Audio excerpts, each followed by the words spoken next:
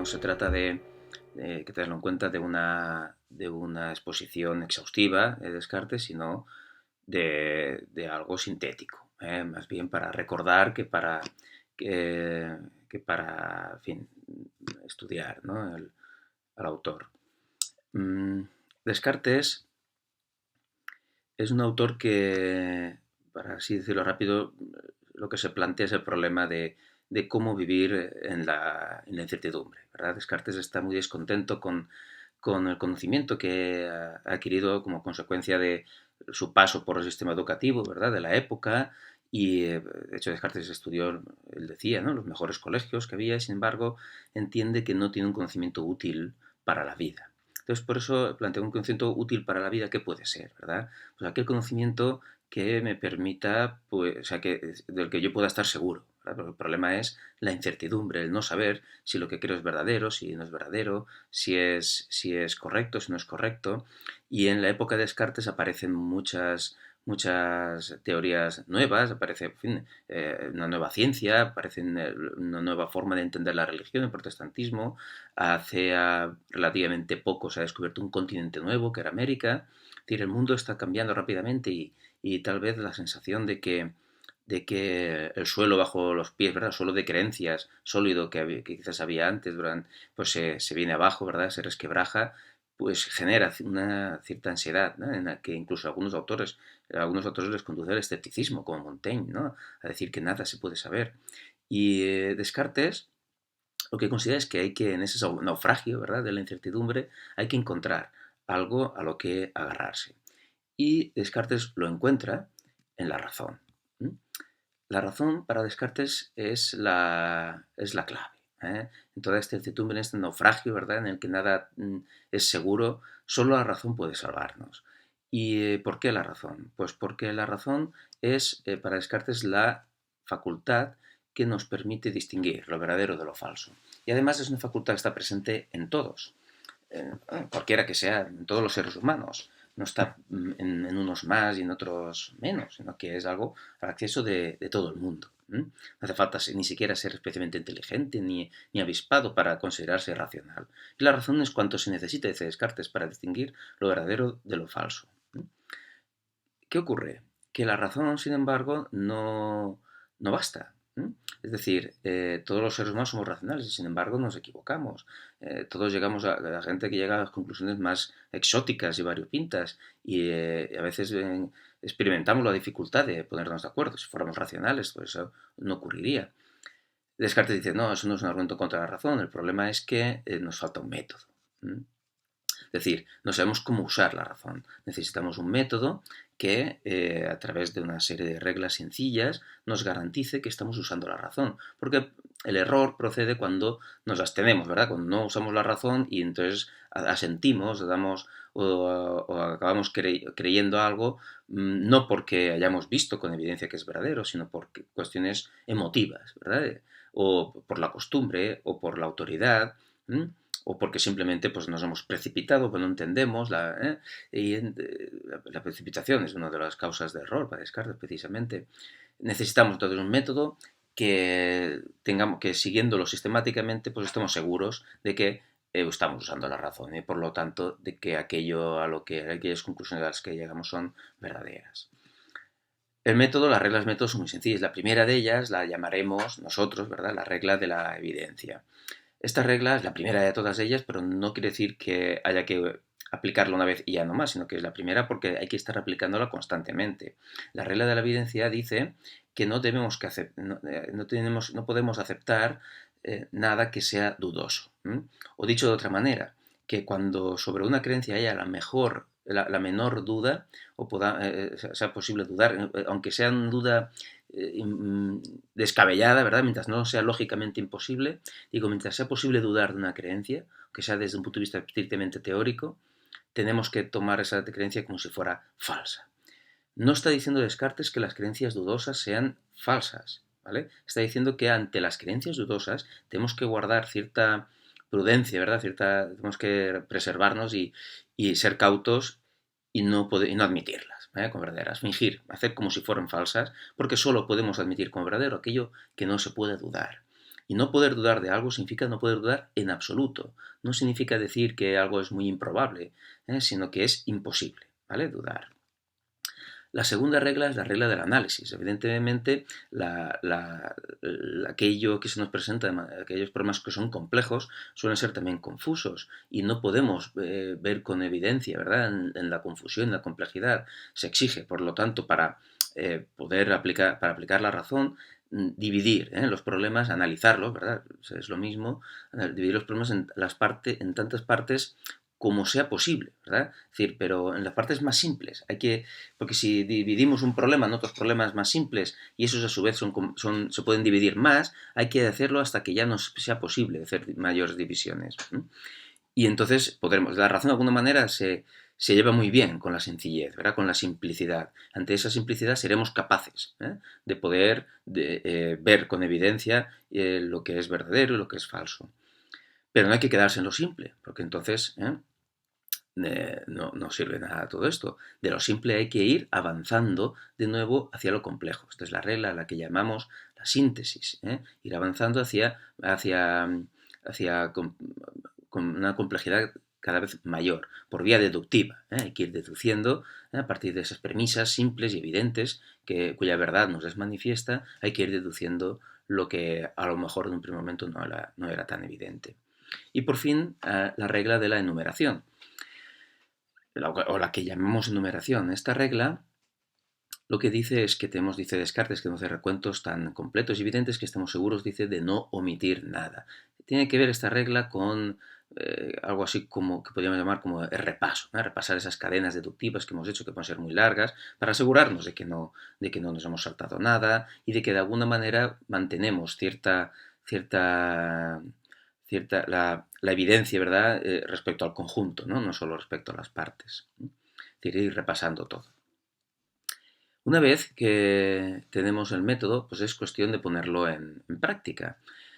Descartes realmente en el discurso del método lo que dice es que bueno, el método se ejercitó, lo puso en práctica en ámbitos muy concretos, ¿verdad? En las matemáticas, en algunas disciplinas concretas, problemas concretos, pero en algún momento decide que lo más importante y lo que hay que hacer es examinar los principios filosóficos de todas nuestras creencias, ¿verdad? Es decir, tenemos que examinar metódicamente todas nuestras creencias, no solo algunas. ¿Para qué? Pues ¿por qué? Pues porque todas nuestras creencias tienen los orígenes más diversos y algunas de ellas pues serán verdaderas, otras falsas, unas las hemos aceptado de niños, ¿verdad? Y son totalmente irracionales, otras pues las hemos aceptado por autoridad, es decir, no las creemos porque, o no las sentimos de ellas porque nos conste que sean verdaderas, ¿verdad? Sino por otras cuestiones. Entonces hay que examinarlas todas y ver si alguna de ellas es verdadera. Y si no lo es, pues ver si podemos encontrar alguna que lo sea. A esta duda generalizada es lo que llamamos la duda metódica. ¿Por qué duda metódica? Aquí hay que hacer una salvedad.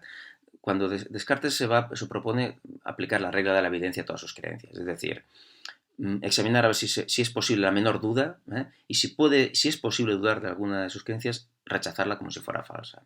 Está claro que Descartes no duda de verdad. Si yo creo que mi casa no está ardiendo, esa duda no es una duda, o sea, es decir, eso es una creencia que considero verdadera y seguramente será verdadera. Pero desde un punto de vista teórico es posible dudar de que mi casa esté ardiendo. Es decir, no hay ninguna contradicción en que haya empezado a arder y que yo no me haya dado cuenta.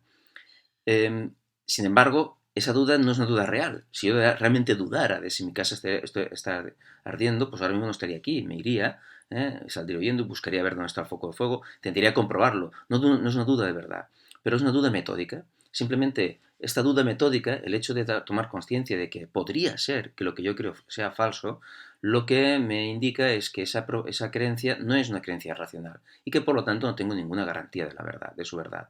Yo ahora estoy buscando una creencia cuya verdad esté garantizada, por lo tanto aplico la duda metódica. Yo no puedo aplicar además la duda metódica a todas mis creencias de una en una, sino que Descartes lo que hace es utilizar una serie de argumentos que al final vienen a cuestionar en bloque todas nuestras creencias.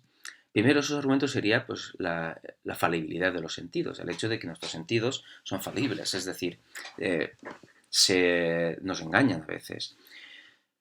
¿Significa esto que nos engañen siempre? No, pero con que nos engañen a veces es suficiente. Alguien que nos engaña a veces, dice Descartes, no es fiable nunca.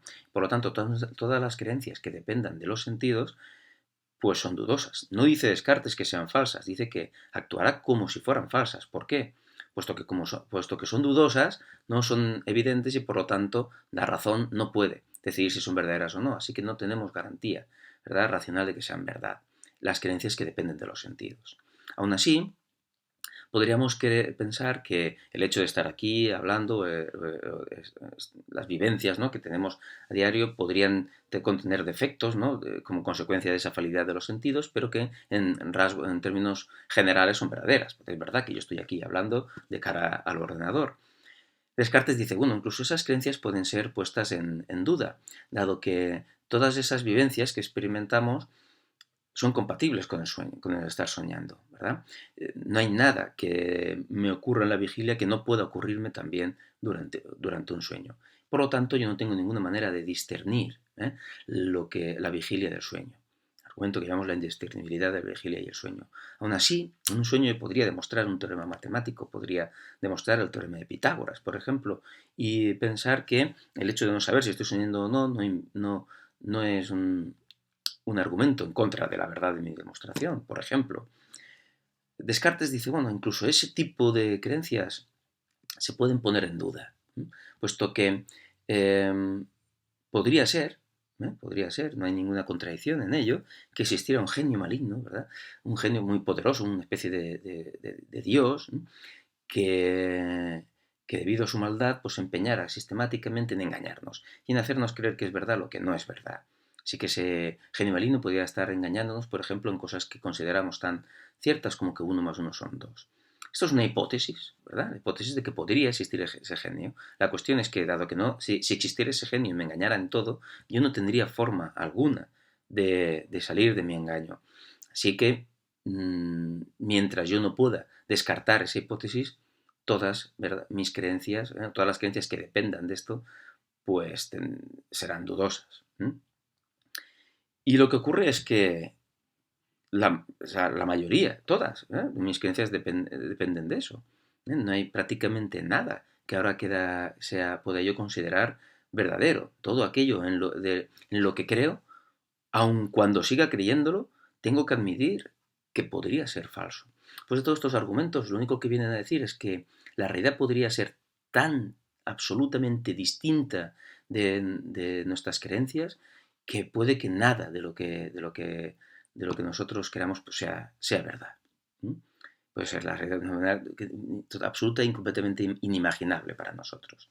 Hay que hacer la nota a pie de página aquí de que en el discurso de método no aparece el argumento de la hipótesis del genio maligno. Esto es un argumento que aparece en las meditaciones metafísicas. En el discurso de método aparece un argumento en contra de los razonamientos general que lo que viene a decir es que en todos nuestros razonamientos podemos equivocarnos.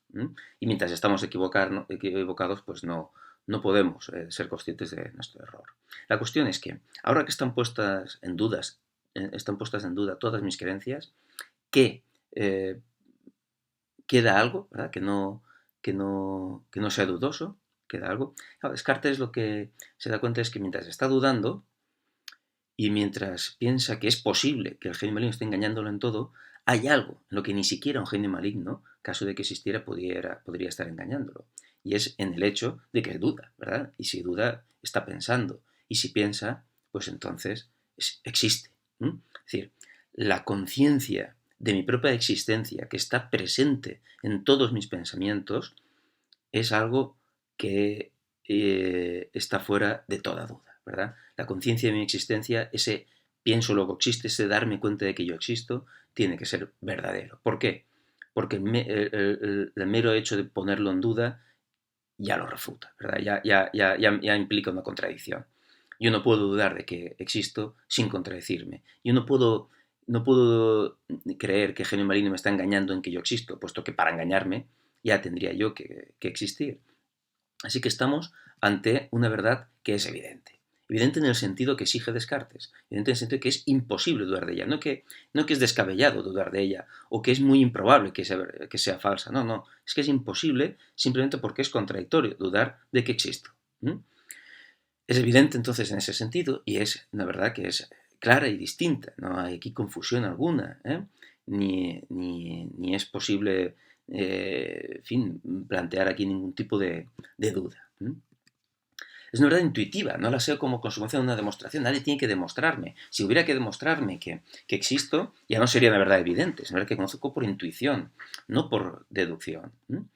Y es una verdad, dado que es la primera verdad evidente que yo encuentro como consecuencia de dudar de todo, pues la toma Descartes como el primer principio de la filosofía. Es decir, nuestro conocimiento tiene ahora que edificarse, construirse sobre esta conciencia de mi propia existencia, sobre esta primera verdad. Porque como sabemos, en lógica, a partir de una premisa verdadera, todas las conclusiones que extraigamos serán verdaderas también. De manera que esto funcionará como los cimientos del edificio del conocimiento. Hay que tener en cuenta otra cuestión. Esta duda, fijaos, Descartes entonces no ha dudado porque sea un escéptico. Los escépticos dudan porque quieren demostrar que el conocimiento no es posible. La duda de Descartes es metódica, es una duda que forma parte de un método que sirve para encontrar la verdad. Duda simplemente para poner a prueba nuestras creencias, con el objetivo de encontrar una creencia que tras ponerla a prueba, dudando de ella, nos muestra que es verdadera, ¿verdad? Y que está fuera de toda duda. Otro elemento otro rasgo que podemos destacar de este pienso luego existo, este cogito ergo sum de Descartes en latín, es que va a funcionar también como criterio de verdad. Es decir, Descartes dice, dado que ya tengo una verdad y sé que es verdad, ¿qué rasgos tiene esta proposición? Y todas aquellas proposiciones o creencias que tengan esa misma característica serán verdaderas. Si funciona como criterio, como modelo de lo que tiene que ser una verdad. Y ese criterio de verdad no es más que la claridad y la distinción, ¿verdad? Que son los rasgos de la evidencia, ¿no?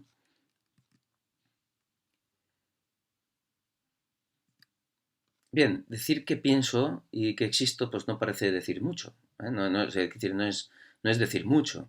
A partir de esa existencia, o sea, no podemos conformarnos simplemente con eso. Necesitamos saber algo más. Entonces necesito saber no solo que existo, sino qué soy. Para responder a esta pregunta de qué soy, conviene hacer un pequeño paréntesis sobre el concepto de atributo esencial. Para eso vamos a utilizar esta figura, ¿no? Este triángulo. Eh, si nos preguntamos por el atributo esencial del triángulo, estamos preguntando por aquella característica del triángulo sin la cual el triángulo no se puede entender. Es decir, qué característica del triángulo es la única que tengo yo que comprender para saber qué es un triángulo. Y además en Descartes, como Descartes es un racionalista, hay un elemento más. Es decir, no se trata solo de una característica, de la característica que me permite entender lo que es un triángulo, sino que al mismo tiempo es la característica que hace que este triángulo sea un triángulo. El atributo esencial es aquello sin lo cual esto ni se entiende como triángulo ni es realmente un triángulo. Claro, el atributo esencial no es el color, no es ser azul en el caso del triángulo. ¿Por qué? Bueno, pues yo puedo imaginar que este triángulo fuera de otro color y no dejaría de ser un triángulo. Tampoco es el tamaño. Este triángulo yo puedo imaginar que fuera más pequeño y tampoco dejaría de ser un triángulo. El color, el tamaño, en este caso, si oliera, a ver si pudiéramos olerlo, tampoco sería el olor un atributo esencial, puesto que puede oler o no. Estos serían atributos, por decirlo de una manera, accidentales, no son esenciales. De hecho, saber que un triángulo es azul, o el color azul, o saber mucho sobre el color azul no me dice nada sobre los triángulos. Para saber yo sobre los triángulos no tengo que fijarme en su color ni en su tamaño. Tengo que fijarme en otra cosa. Concretamente, lo que define el triángulo esencialmente es el hecho de tener tres ángulos, tener tres lados. Ese es su atributo esencial. Es aquel rasgo sin el cual esto ya no sería un triángulo. Si tuviera 4, tuviera 2, no podríamos considerarlo ya un triángulo. Y si no entiendo lo que es tener tres lados, no entiendo lo que es un triángulo. Bien, vamos a aplicar este mismo concepto, atributo esencial, a mí mismo, al propio sujeto. Existo, ¿vale? ¿Qué soy? ¿Cuál es mi atributo esencial? Bien, no puede ser el cuerpo mi atributo esencial. Porque es decir, yo no soy mi cuerpo. El cuerpo podría ser mi atributo accidental. Podría, digo. ¿Por qué? Porque todavía no sé si existe el cuerpo. Todavía no he descartado la hipótesis del genio maligno. Podría estar equivocado en todo. Lo único en lo que no estoy equivocado seguro es en que existo, pero puedo que esté equivocado en mi sensación de tener un cuerpo, puede no existir en absoluto la materia. Y por lo tanto no puede ser el cuerpo, porque si el cuerpo fuera mi atributo esencial, yo no podría dudar, ¿verdad?, de que tengo cuerpo sin dudar al mismo tiempo de mi existencia. Así que no es el cuerpo mi atributo esencial. ¿Qué rasgo hay en mí tal que si deja de estar, dejo yo de existir también? ¿Qué elemento hay sin el cual yo no puedo ni entenderme a mí mismo ni puedo existir? Dice Descartes, ese elemento es el pensamiento. Mi esencia toda, ¿verdad?, dice, es el pensar. Me agoto. No es que me agoto que me canse, ¿verdad?, sino que me agoto que yo soy solo pensamiento. Si dejo de pensar, dejo de existir. Si no pienso, ¿verdad?, no puedo tomar conciencia de mi existencia y por lo tanto yo soy solo esa conciencia. No soy el cuerpo, no soy... Caso de existir el cuerpo podría ser una especie de atributo esencial como el color respecto al triángulo, pero no es nuestro atributo esencial el cuerpo. Soy entonces una cosa que piensa. Esa es la definición. Ya hemos dado un paso más. Sé que existo y sé qué soy. Soy una cosa que piensa. Es decir, soy una cosa, una sustancia. Una sustancia para Descartes es algo que tiene autonomía, ¿verdad?, que existe por sí mismo. Luego haremos un matiz sobre este concepto. En latín, dice Descartes que soy una res, es una cosa cogitans. Es un gerundio, cosa que piensa. Si lo que me define entonces es el pensamiento, significa que soy algo, que lo que yo soy es algo independiente del cuerpo. Yo no dependo de la materia para existir, porque de hecho no sé si existe la materia, sin embargo sí sé que existo yo.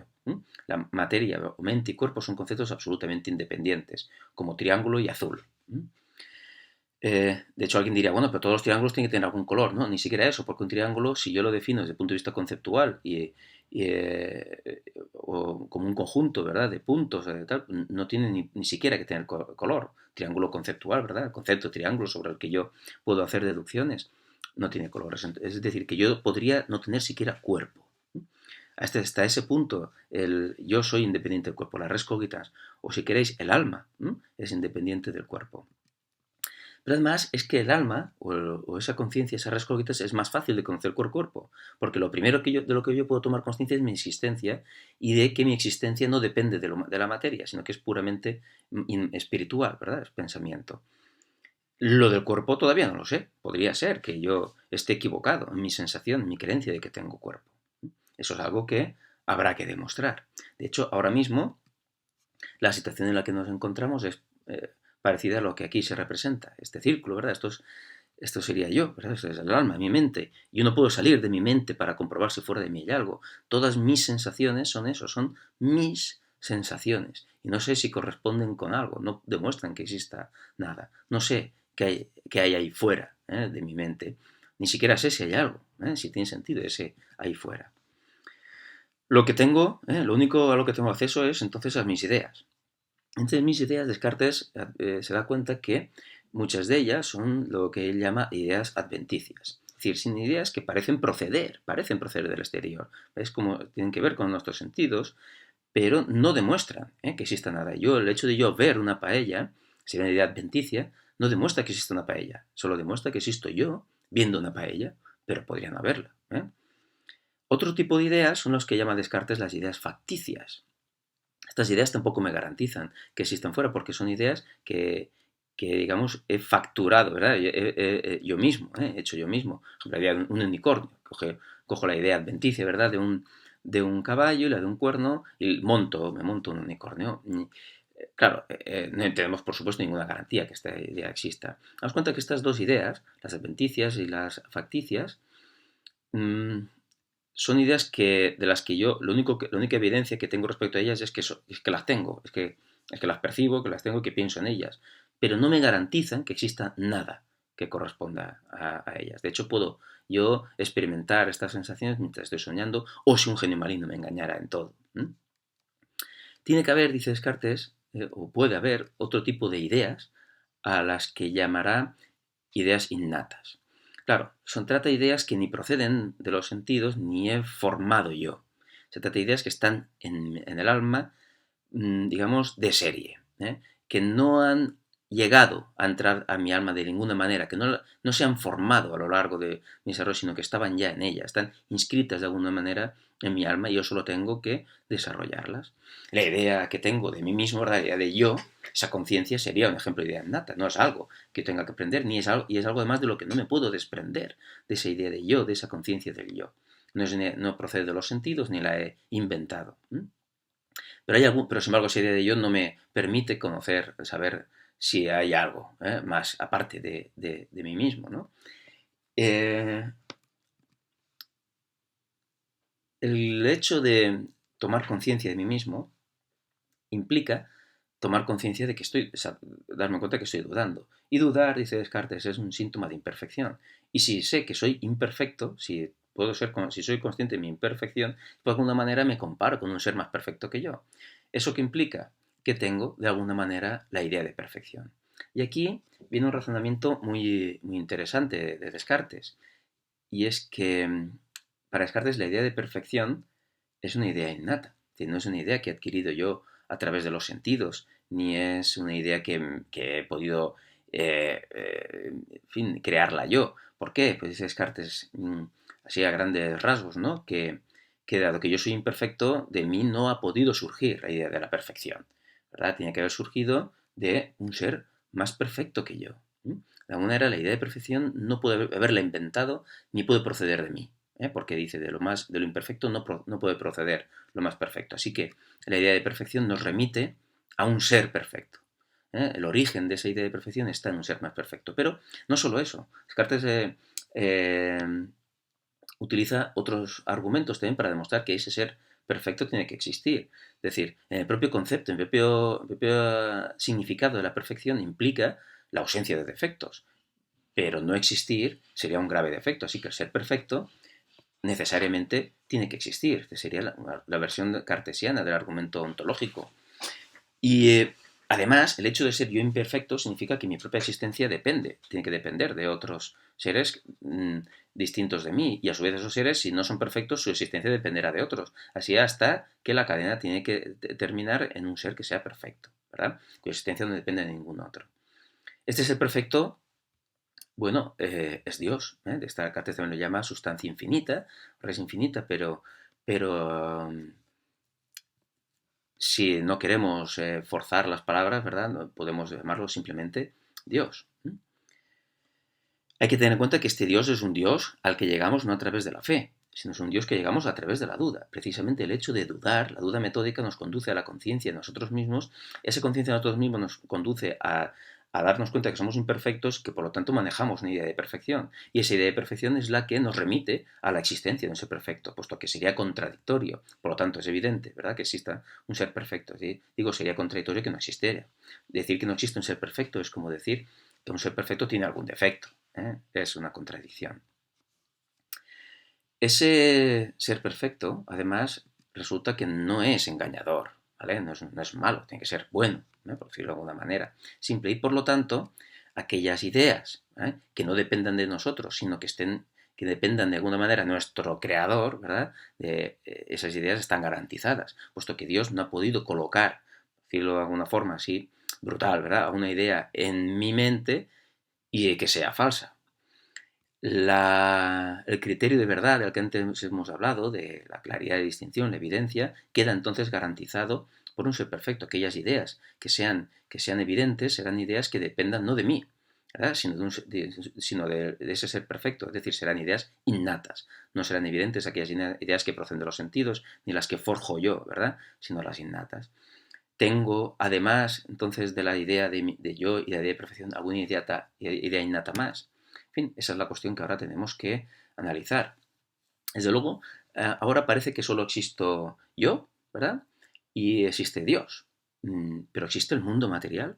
Claro, Descartes plantea, de todas esas cosas, de los soles, las montañas, los árboles, ¿hay algo evidente en todo eso? ¿Algún pensamiento que esté presente en todos? Y claro, sí lo hay. Y es la idea de la extensión. Yo tengo una idea de extensión. Extensión aquí podemos utilizarlo como, no es exactamente lo mismo, pero como sinónimo de espacio, ¿verdad? Tengo una idea de lo que es el espacio, de lo que es la extensión, de lo que es extenderse, ¿no?, ese espacio. Y esa idea no la he sacado de los sentidos. Es decir, el contenido de ese espacio sí que procede de los sentidos. Y ni me lo he inventado yo tampoco. Es una idea además simple, ¿eh? Y es evidente. Porque es una idea innata. De manera que si la idea de extensión es una idea innata, es una idea que no depende de mí, sino que está presente en mi mente y no puedo deshacerme de ella, ni puedo llegar a aprenderla, eso es importante. Yo puedo olvidar cualquiera de las ideas adventicias o facticias, pero no puedo olvidar las ideas innatas. No puedo deshacerme de la idea de extensión. Eso es un rasgo más de que es innata. Entonces, esa idea de extensión está garantizada, no puede ser falsa. De manera que el hecho de que yo poder pensar en la extensión en el espacio implica que existe el espacio, que es real. Esa idea es una idea verdadera, corresponde con algo. Y es lo que llama Descartes la res extensa o la sustancia extensa. Es lo que conocemos como la materia, porque para Descartes extensión y materia son exactamente lo mismo. Si la extensión o el espacio es una idea evidente, por lo tanto es verdadera, todo lo que podamos derivar del espacio pues será también verdadero. Entonces, ¿eso qué es? ¿Cómo se llama la ciencia que permite describir o hablar de las relaciones entre los puntos espaciales? Es la geometría, ¿vale? De manera que la geometría nos pone en contacto directamente con la realidad material. Hay que tener en cuenta que, por ejemplo, los colores, los sabores y tal, no son cualidades que se deriven de la extensión, no pueden ser descritas geométricamente y por lo tanto forman parte del sujeto. Su verdad no está garantizada. Nuestra descripción de la realidad material tiene que ceñirse al lenguaje de la geometría. Y esto es lo que llamamos el mecanicismo. ¿Por qué? Descartes considera al final que las únicas explicaciones válidas del mundo material son aquellas que tienen en cuenta simplemente las cuestiones, los rasgos geométricos, la forma, el tamaño, etcétera, de las cosas y el movimiento, ¿verdad? Es decir, las mismas leyes que sirven para explicar el mecanismo de un reloj van a servir para explicar el mecanismo que es el mundo. El esquema de la realidad para Descartes quedaría de esta manera. Habría una sustancia absoluta, ¿verdad? Una sustancia infinita que llamamos Dios, sería sustancia en sentido estricto, y aquí conviene hacer esta precisión, porque sustancia para Descartes es aquello que para existir no necesita de ninguna otra cosa. Claro, yo, para existir, hemos visto que como soy imperfecto, necesito al menos de Dios, ¿verdad? Para poder existir yo. Y la realidad material, para existir, necesita también al menos de Dios, puesto que no es perfecta tampoco. Solo Dios puede existir por sí mismo. Así que Dios es sustancia en sentido estricto. El alma y la materia serían sustancias, digamos, en sentido análogo o secundario. Ahora, son sustancias en la medida en que, por ejemplo, el alma no depende de la materia, ¿verdad?, para existir, ni la materia o res extensa depende del alma para existir. Estas dos son absoluta y completamente independientes. De hecho, eso es uno de los problemas graves de Descartes, el explicar cómo es posible que en el caso del ser humano tengamos una conciencia tan fuerte de la identidad, ¿verdad?, de la conexión entre el alma y el cuerpo. Hay que tener en cuenta que aquí lo primero que desde el punto de vista ontológico, desde el punto de vista de la realidad, lo prioritario, lo primordial es Dios. Y la sustancia, digamos, pensante y material depende de Dios. Pero desde el punto de vista del conocimiento, todo ha empezado en el alma, en la conciencia de nuestra propia existencia. De ahí hemos demostrado que existía Dios. Dios nos garantizaba que nuestras ideas eran verdaderas y por lo tanto hemos podido demostrar la existencia del mundo. Damos cuenta que el orden epistemológico del conocimiento es distinto del orden ontológico. Y con esto creo que ya tenemos un resumen suficiente, ¿no?, de la filosofía de Descartes, que puede ser ampliado leyendo, por ejemplo, Descartes, cosa que recomiendo.